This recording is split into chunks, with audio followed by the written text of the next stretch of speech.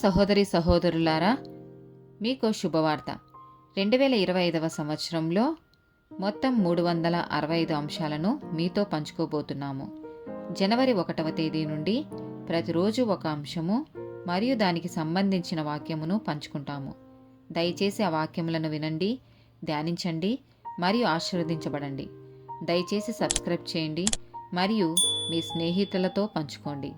ధన్యవాదాలు.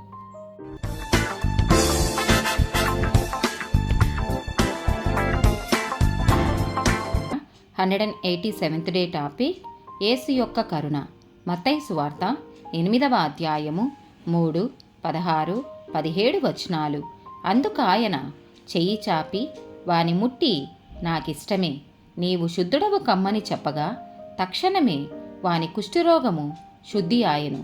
సాయంకాలమైనప్పుడు జనులు దయ్యములు పట్టిన అనేకులను ఆయన యొద్దకు తీసుకొని వచ్చిరి. ఆయన మాటల వలన దయ్యములను వెళ్ళగొట్టి రోగుల నెల్లను స్వస్థపరచెను. అందువలన ఆయనే మన బలహీనతలను వహించుకొని మన రోగములను భరించెనని ప్రవక్త అయిన యెషయా ద్వారా చెప్పబడినది నెరవేరెను. మత్తయి సువార్త 9వ అధ్యాయము 36వ వచనము. ఆయన సమూహములను చూచి వారు కాపరి లేని గొర్రెల వలె విసికి చెదరియున్నందున వారి మీద కనికరపడి. మత్తయి సువార్త 15వ అధ్యాయము 32వ వచనము. అంతట యేసు తన శిష్యులను పిలిచి, ఈ జనులు నేటికి 3 దినముల నుండి నా యొద్దనున్నారు, వారికి తిననేమియూ లేదు గనుక వారి మీద కనికరపడుచున్నాను. వారు మార్గములో మూర్ఛపోవుదురేమో అని వారిని ఉపవాసముతో పంపివేయుటకు నాకు మనస్సు లేదని వారితో చెప్పగా. మత్తయి సువార్త 20వ అధ్యాయము 34వ వచనము. కాబట్టి యేసు కనికరపడి వారి కన్నులు ముట్టెను. వెంటనే వారు దృష్టి పొంది ఆయన వెంట వెళ్ళిరి. మత్తయి సువార్త 23వ అధ్యాయము 37వ వచనము. యెరూషలేమా, యెరూషలేమా, ప్రవక్తలను చంపుచును నీ యొద్దకు పంపబడిన వారిని రాళ్లతో కొట్టుచును ఉండుదానా?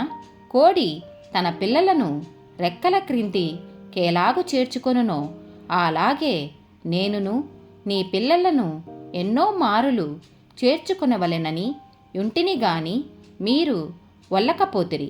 లూకా సువార్త 7వ అధ్యాయము 13వ వచనము. ప్రభువు ఆమెను చూచి ఆమె యందు కనికరపడి 7వ వద్దని ఆమెతో చెప్పెను. లూకా సువార్త 9వ అధ్యాయము 41, 42 వచనాలు. అందుకు యేసు, విశ్వాసము లేని మూర్ఖతరము వారలారా, నేనెంతకాలము మీతో కూడా ఉండి మిమ్మును సహింతును? నీ కుమారుని ఇక్కడికి తీసుకొని రమ్మని చెప్పెను. వాడు వచ్చుచుండగా ఆ దయ్యము వానిని పడద్రోసి విలవిలలాడించెను. యేసు ఆ అపవిత్రాత్మను గద్దించి బాలుని స్వస్థపరచి వాని తండ్రికి అప్పగించెను. ఆమేన్.